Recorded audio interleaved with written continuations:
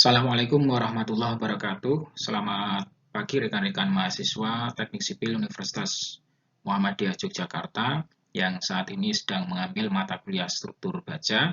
Kita akan melanjutkan materi perkuliahan kita pada sesi ini yang terjadwal secara online. Kita gunakan metode asinkronus, yaitu penyampaian materi dengan metode video pembelajaran. Nah, saat ini materi kita sudah masuk pada bagian sambungan, yaitu sambungan las. Nanti ada dua sambungan, yaitu sambungan las dan juga sambungan baut. Yang pertama kita dahulukan adalah materi tentang sambungan las.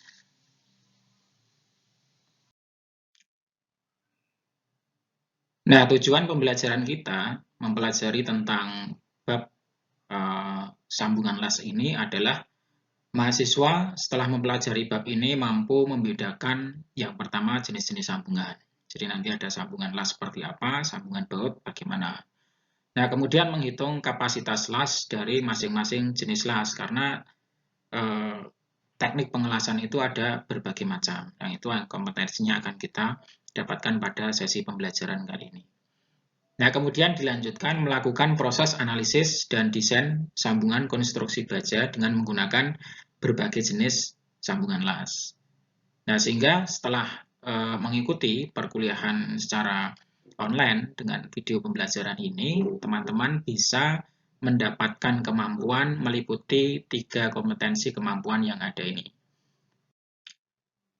Kemudian untuk pokok-pokok pembahasan kita, ini nanti adalah pendahuluan, kemudian yang kedua jenis-jenis sambungan, kemudian jenis-jenis dari pengelasan, ada pembatasan ukuran las sudut, kemudian luas efektif las, kemudian ada tahanan nominal sambungan las, kemudian geser eksentris, metode plastis, dan juga metode elastis, ini dua digabungkan, kemudian beban eksentris normal pada bidang luas. Nah, dari pokok pembahasan ini nanti kita akan sampai kepada perhitungan-perhitungan dari kekuatan pengelasan yang kita lakukan dengan berbagai metode pengelasan dan juga klasifikasi dari penggunaan alat-alat yang terkait dengan pengelasan yang ada. Secara visual, teman-teman bisa melihat pada gambar ini, ya. Silakan dilihat gambar ini, dicermati. Ini adalah salah satu proses pembuatan dari atap, ya. Atap sebuah bangunan menggunakan baja.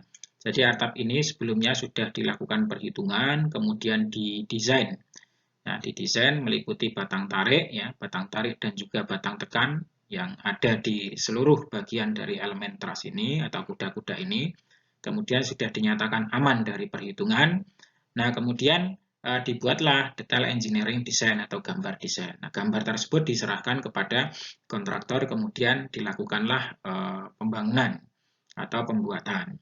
Nah, pembuatan ini yang ada di contoh ini, kebetulan sambungan dari antar elemen yang digunakan pada truss ini menggunakan las seperti yang bisa kita lihat di sini. Jadi ini adalah prosesnya. Ini batang utama, kemudian ada batang penyusun dan gitu di bagian tengahnya.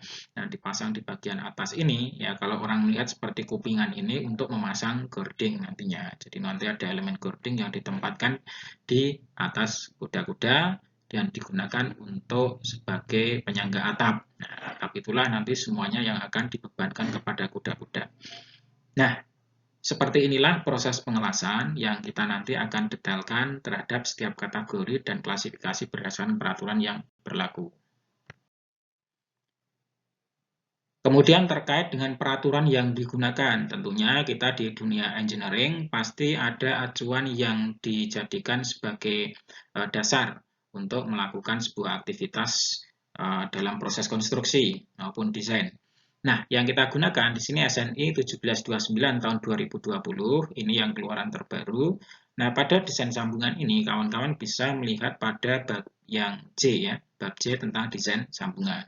Jadi bab ini membahas elemen penyambung, kemudian konektor, dan elemen yang terpengaruh pada komponen struktur tersambung yang tidak memikul beban fatik. Yang dimaksud dengan beban fatik itu adalah beban yang lelah. Apa beban lelah itu? Seperti sebuah kawat yang dibengkak-bengkokkan pada sisi yang berlawanan sehingga lama-lama dia putus. Itu akibat beban berulang yang mengakibatkan fatigue atau kelelahan. Nah, di sini diatur beberapa ketentuan, mulai dari J1 sampai J10. Ada ketentuan umum, kemudian tentang pengelasan, karena ini adalah tipe desain sambungan, maka ada las dan juga ada baut. Ya. Jadi las nanti di J2, bautnya ada di J3. Kemudian di J4, elemen yang terpengaruh pada komponen struktur dan elemen penyambung. Kemudian pengisi, kemudian ada splice, kemudian kekuatan tumpu, ada dasar kolom, dan tumpu pada beton, kemudian ada batang angkur dan penamaannya. Yang terakhir di J10 ada sayap dan badan dengan gaya-gaya terpusat. Nah, pada sesi ini kita akan fokuskan kepada bagian J2, yaitu yang mengatur tentang ketentuan dari teknik-teknik pengelasan yang ada. Nah, selanjutnya kita akan memasuki definisi tentang sambungan las ya. Jadi secara tertulis yang dimaksud dengan sambungan dengan menggunakan las adalah suatu proses penyambungan bahan logam, ya khusus untuk bahan logam, berdasarkan peleburan bahan dengan memanasinya hingga suhu yang tepat, dengan atau tanpa pemberian tekanan dan dengan atau tanpa pemakaian bahan pengisi. Jadi dipanaskan dengan suhu yang tepat dengan menggunakan bahan pengisi. Kalau kita lihat teman-teman di sini di sebelah gambar yang di kiri ini ya, ada suatu elektroda yang digunakan di dalam sebuah pengelasan yang nantinya akan meleleh dan mengisi bagian yang dilas. Ini yang pertama. Kemudian yang kedua itu dengan teknik yang tanpa bahan pengisi. Nah, kita lihat seperti ini. Jadi tidak ada elektroda yang panjang itu. Kemudian kita berikan pelelehan yang tinggi sehingga di sini muncul suatu pelelehan yang bisa menyatukan kedua elemen tersebut. Kemudian hal yang perlu kita ketahui di sini yaitu teman-teman bisa membandingkan ya keuntungan sambungan las ya daripada sambungan baut dan juga sambungan yang lain. Nah, kita mulai dari lebih murah bila dibandingkan dengan sambungan yang menggunakan baut atau paku keling. Jadi ini lebih murah. Jadi perlu dipahami dulu sambungan baut itu seperti apa, kemudian sambungan paku keling itu seperti apa. Nah, yang disebut sebagai sambungan baut, kawan-kawan bisa melihat yang ada di sini. Nah, ini sambungan yang menggunakan baut. Jadi profil-profil yang dihubungkan di suatu titik dengan menggunakan baut yang jumlahnya sudah disesuaikan dengan hasil desain yang dihitung, yaitu menggunakan sambungan baut. Nah, kemudian sambungan paku keling itu bentuknya seperti ini. Kalau kawan-kawan nanti sampai melihat gambar-gambar yang ada atau mungkin bangunan-bangunan lama yang ada, dulu itu banyak menggunakan paku keling. Sehingga di sini dilubangi dulu, kemudian pakunya dipanaskan, baru kemudian dipres di masing-masing titik yang sudah direncanakan. Itu disebut sebagai sambungan paku keling. Nah, sambungan las lebih murah daripada kedua jenis sambungan ini. Dan juga struktur yang disambung dengan las itu lebih kaku daripada sambungan baut dan juga paku keling. Karena seluruh titik-titik yang ada itu direkatkan antara satu profil dengan profil yang lainnya. Nah, sehingga dia lebih kaku. Ya, ketika menerima goncangan, sifatnya dia lebih kaku. Nah, ini sangat logis sehingga sangat menguntungkan bagi sistem struktur karena itu bisa kita modelkan dengan jepit yang sempurna. Nah, kemudian untuk keuntungan sambungan las yang selanjutnya, itu adalah komponen struktur dapat tersambung secara kontinu. Jadi komponen struktur itu sambungannya kontinu. Maksudnya begini, kalau ada suatu sistem struktur yang kebetulan itu membutuhkan suatu bentuk tertentu, seperti pada yang tampak di slide ini, kawan-kawan bisa melihat ini adalah sambungan antara profil I, ya, yang dipotong di bagian tengah kemudian disambung. Nah, penyambungan dengan sambungan las ini yang pertama lebih mudah, kedua lebih murah, dan menghasilkan titik-titik sambungan yang lebih kontinu sepanjang bentangan dari balok yang ada. Ini profil ini disebut sebagai king cross. Jadi kalau teman-teman melihat profil bentuknya seperti ini adalah kategori profil king cross. Nah, ini teman-teman bisa melihat, ini kan sepanjang ya, sepanjang L tertentu, panjangnya mungkin beberapa meter, yang sesuai dengan kebutuhan. Kemudian kalau dilihat secara gambar visual yang nyata dari sebuah foto, nah ini bentuknya seperti ini. Jadi ini adalah titik-titik las. Titik-titik las sepanjang profil itu semuanya adalah pengelasan. Nah, ini yang dimaksud dengan komponen struktur dapat terhubung secara kontinu.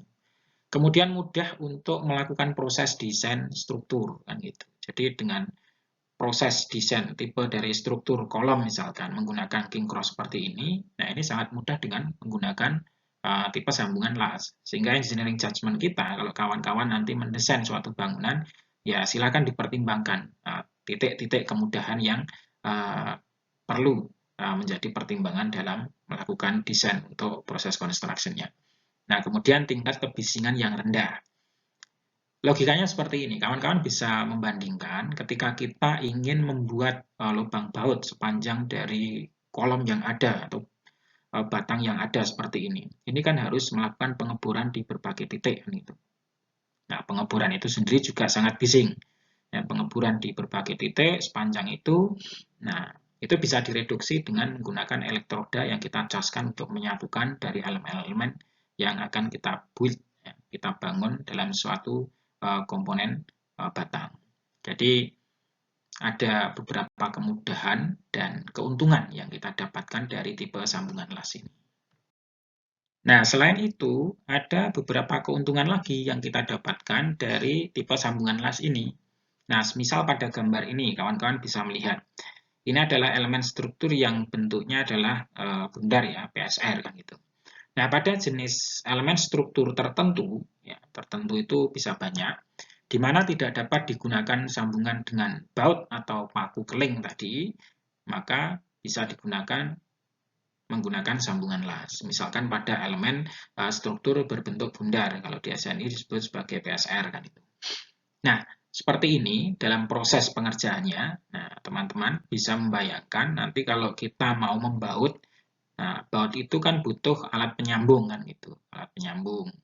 Ya, misalkan plat dan lain sebagainya itu kan sangat susah melengkungkan plat dengan kategori harus mempunyai ketebalan tertentu untuk menahan geser yang ada. Itu kalau tidak pabrikan kan susah.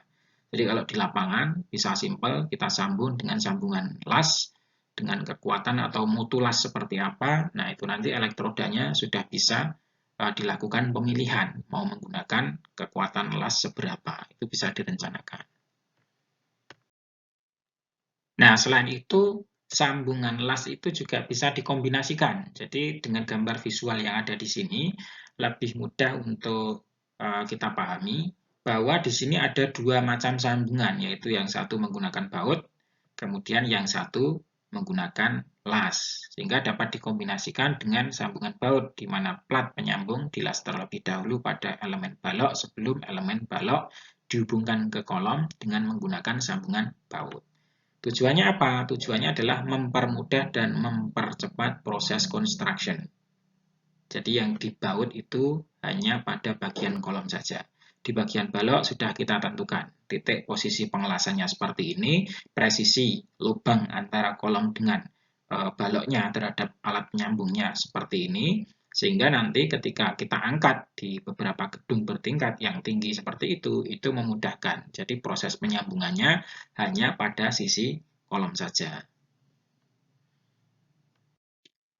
Kemudian ketika kita mendapatkan suatu hasil desain dari arsitek yang mempersyaratkan artnya itu lebih tinggi, nah dengan bangunan profil baja, ada tuntutan ketika itu membuat profil, ya, membuat profil yang disebut sebagai profil build up. Jadi dapat digunakan untuk membuat profil build up yang memang dibangun.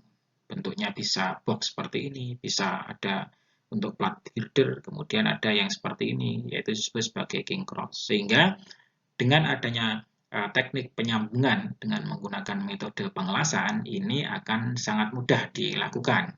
Karena dalam proyek kita menerima desain, dan desain itu adalah merupakan penggabungan antara civil engineering, kemudian dan juga bagian arsitektural. Nah, sehingga ini sangat mendukung untuk membentuk art-art yang dipersyaratkan ketika itu di lapangan diperlukan. Dan juga pada titik-titik poin tertentu, Nah, itu nanti ada perkuatan-perkuatan yang dilakukan pada struktur baja, baik itu pada plat girder, semisal harus ada perkuatan, maka mudah dilakukan dengan pengelasan yang ada di bagian bawahnya. Pada poin selanjutnya, ini teman-teman, selain keuntungan-keuntungan yang didapatkan dari teknik sambungan las ini, ada juga yang perlu kita ketahui yang sudah diatur, yaitu jenis-jenis sambungan las. Nah, jenis-jenis sambungan las ini ada beberapa. Yang pertama adalah sambungan sebidang atau butt joint, kemudian ada sambungan lewatan atau lap joint, kemudian ada sambungan tegak atau T-joint, ada juga sambungan sudut atau corner joint, kemudian ada sambungan sisi atau end joint. Nah, ini yang ada dan sudah dipraktekkan. Nah, kemudian kita akan memperdalam sesuai dengan peraturan yang ada di SNI dan yang lazim kita gunakan dalam praktek seharian di sektor construction. Dari beberapa jenis sambungan las yang ada, itu yang pertama yang kita ketahui, ini adalah sambungan sebidang atau butt joint. Jadi sambungan ini umumnya dipakai untuk plat-plat datar dengan ketebalan sama atau hampir sama. Nah, kemudian keuntungan sambungan jenis ini adalah tidak adanya gaya eksentrisitas karena sumbu kedua batang yang disambung berimpit. Jadi ketika berimpit titiknya tidak ada jarak sehingga tidak ada nilai eksentrisitas yang menghasilkan momen ya. Nah, bentuk-bentuk yang ada itu kawan-kawan bisa melihat deskripsi yang ada di sini. Ini adalah bentuk square groove, jadi disambung sepanjang ini, sepanjang bidang ini. Kemudian yang kedua itu ada bevel groove, bentuknya seperti ini. Kemudian dimasukkan elektroda dan mengisi ruang yang ada. Kemudian ada double bevel, jadi bagian atas dan juga bagian bawah semuanya dilas. Nah, sehingga semuanya berimpit, tidak ada eksentrisitas yang bekerja di sini. Nah, selanjutnya ini ada bentuk V, ya, V groove, kemudian ada double V, yaitu bagian atas dan juga bagian bawah, kemudian ada corak seperti ini, itu disebut sebagai G groove, kemudian ada double, ya, double G seperti ini, kemudian ada yang melengkung seperti bentuk U, ya, ini disebut U groove, dan ada yang W. Nah, bentuknya seperti ini. Nah, ini dipilih sesuai dengan keadaan yang ada. Jadi sesuai dengan keadaan yang ada atau tuntutan dari art yang ada seperti apa. Itu nanti yang digunakan. Kemudian jenis sambungan las yang kedua itu adalah sambungan lewatan atau lap joint. Nah, jenis sambungan ini paling banyak ditemukan karena sambungan jenis ini mudah disesuaikan dengan keadaan di lapangan. Dan penyambungnya relatif lebih mudah, jadi cocok untuk ketebalan yang berbeda. Kalau tadi ada plat-plat yang mempunyai ketebalan yang hampir sama, kalau ini untuk beberapa plat yang berbeda, tipe sambungan ini jauh lebih mudah dan menguntungkan. Yang pertama bentuknya ini, lap joint with flatness. Jadi ada posisi yang kita las di bagian atas ini dan juga di bagian sisi sebaliknya. Ini memanjang. Ya. Tergantung platnya nanti panjangnya berapa, misalkan 10 cm atau 15 cm atau berapa. Nah, ini posisinya seperti ini. Nah, kedua adalah joint with plug. Jadi ada lubang, kemudian lubang tersebut kita berikan titik las di sini. Ya, kita berikan titik las di sini. Maka ini nanti akan menjadi salah satu dari tipe dan corak dari sambungan lewatan yang ada. Nah, kemudian lap joint with slot. Jadi ada lubang yang berbentuk seperti ini. Nah, lubang yang berbentuk seperti ini. Nah, kemudian kita masukkan lasnya, elektrodanya sampai penuh di sini, masuk di bagian dalam, dan ini menjadi penyambung.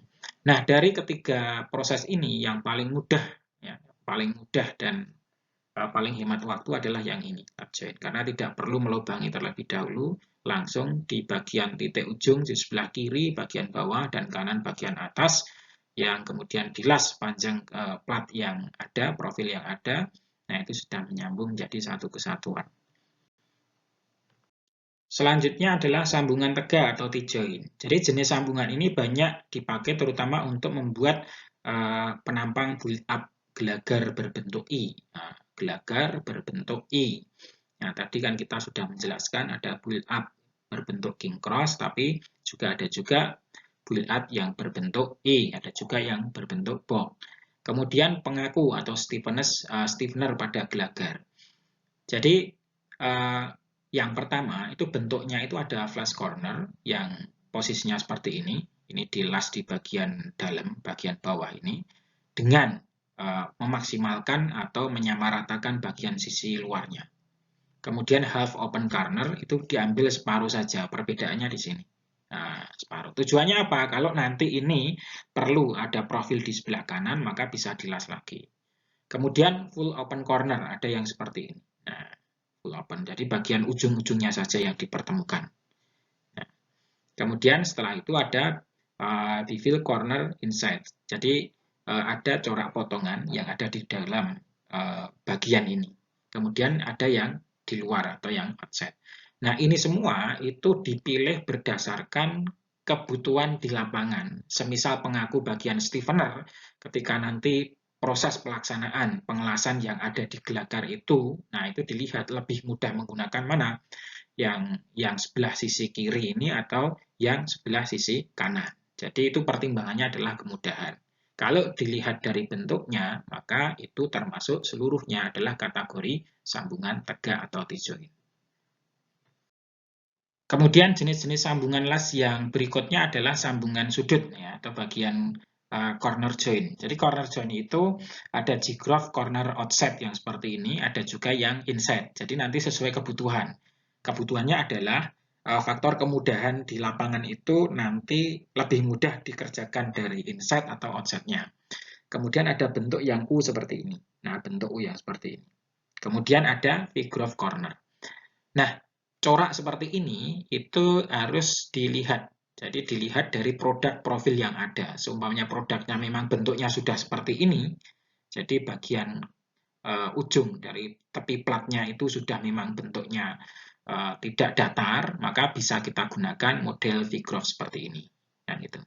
Tapi kalau memang platnya itu utuh, ya utuh, ini utuh, kemudian kita ingin menggunakan G-groove corner outside. Nah, itu perlu dipertimbangkan ulang karena memang harus melakukan pengeboran ya, pengeboran seperti ini. Ya, ini bisa dilakukan dengan bisa tetapi lebih menyulitkan. Ya. Jadi silahkan nanti dipilih saja. Karena kalau ini sudah full, maka kita gunakan ya yang seperti di awal tadi.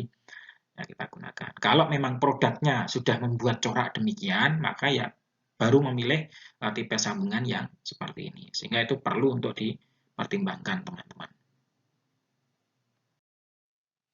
Nah, selanjutnya ada sambungan sisi atau end-joint, yaitu sambungan yang bertujuan untuk menggabungkan dua plat atau lebih agar supaya plat-plat menyatu dan tidak bergeser satu dengan yang lainnya. Jadi, ada beberapa plat ya, bisa 2 plat, bisa 3 plat. Kalau yang ada di sini adalah 2 plat contohnya. Nah, ini bentuknya ada square karena persegi ya langsung saja dilas di bagian ujung. Kemudian ini G-groove, kemudian ada yang U-groove, kemudian ada yang bevel groove, ada yang V-groove. Nah, kalau memang bentuknya nanti sudah bentuk square seperti ini, maka tidak perlu kita menggunakan bevel groove atau V-groove, ya langsung saja kan gitu. Tapi kalau ada satu profil ya memang yang satu itu utuh, kemudian yang satunya itu memang sudah ada bentuk yang seperti ini, nah, maka bisa kita gunakan metode yang bevel groove. Jadi pemilihan metode itu kita tidak perlu merepotkan diri harus membentuk seperti ini, tidak. Tetapi berdasarkan produk yang ada, itu mendukung yang mana yang akan kita gunakan dari jenis-jenis sambungan las yang ada.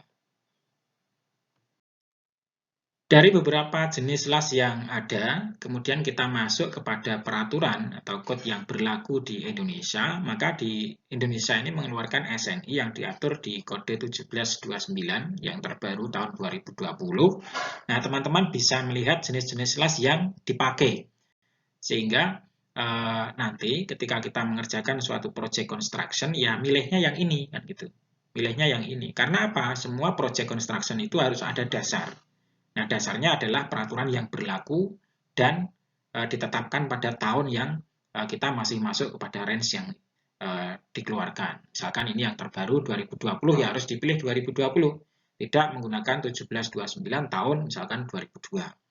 Nah, di sini diatur ada 3 jenis yang sudah kita sampaikan tadi, ada las tumpul atau groove weld, kemudian ada las sudut atau fillet weld, ada juga las baji dan pasa atau slot and plug weld. Nah, ini ada di SNI masing-masing untuk las tumpulnya atau groove weld itu di J2.1. Jadi nanti silahkan dibuka SNI pasal ya J2.1 itu ada. Kemudian las sudutnya buka pasal J2.2. Kemudian las baji dan pasa atau slot and plug weld ini ada di SNI pasal J2.3. Nah, ini semuanya akan kita pelajari dengan detail. Dari ketiga jenis pengelasan yang ada di SNI, yaitu di pasal J2.1 itu las tumpul atau groove weld, ini bentuknya adalah seperti ini. Jadi ada full penetration, double V, ya bentuknya seperti ini. Kemudian ada yang partial penetration single G, ya ini seperti ini bentuknya. Jadi ini ada sobekan seperti itu, kemudian diisi. Nah, kalau ini sobekannya full dari atas sampai bawah membentuk huruf V. Nah, kemudian ada full penetration yang modelnya seperti ini. Nah, seperti ini. Nah, full penetration, ini ada partial penetration. Yaitu bisa sejajar, bisa tegak lurus yang ada di sini.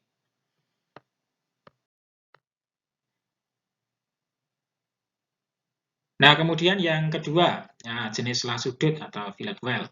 Tipe ini paling banyak dijumpai dibandingkan tipe lain ya, karena 80% sambungan las menggunakan las sudut ya, tidak memerlukan presisi tinggi dalam pengerjaannya. Jadi tidak perlu merobek dan lain sebagainya, begitu disatukan langsung saja di bagian sisi luarnya, disebut sebagai fillet weld.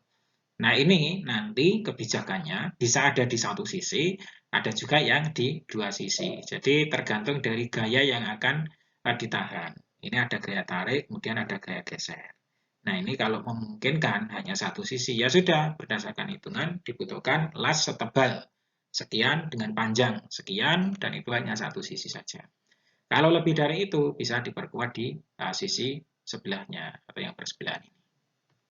Kemudian yang ketiga, las baji dan pasa atau slot and plug weld itu diatur di pasal J2.3. Jadi nanti lihat di SNI di pasal ini. Nah, jenis ini biasanya digunakan bersama-sama las sudut. Jadi manfaat utamanya adalah menambah kekuatan geser pada sambungan lewatan atau slab joint. Nah, untuk memakai sambungan las. Jadi bentuknya adalah kalau kita lihat secara visual ya, ini potongan melintang, ya melintangnya. Ini ada lubang, kemudian kita las, ya kita las. Tujuannya adalah menambah kekuatan geser, sehingga nanti kalau ada geseran, satu batang ditarik ke atas, satu batang ditarik ke bawah, maka di sini sebagai penambah kekuatan geser. Nah, ini antara plug dan ini ada yang slot, bentuknya seperti ini. Nah, mudah untuk membedakan. Demikian rekan-rekan mahasiswa Teknik Sipil Universitas Muhammadiyah Yogyakarta yang mengambil tentang perkuliahan struktur baja. Di sesi ini kita sudah memberikan pengantar tentang teknik dan mekanisme pengelasan berdasarkan jenis-jenisnya, kemudian juga keuntungan-keuntungan penggunaannya. Dari materi ini akan kita lanjutkan peraturan di SNI yang mengatur tentang berapa ukuran dan ketebalan las yang harus diberikan pada suatu profil terhadap tarikan atau geseran bidang profil yang ada. Terima kasih atas partisipasinya. Kita akhiri. Billahi taufiq wa hidayah. Assalamualaikum warahmatullahi wabarakatuh.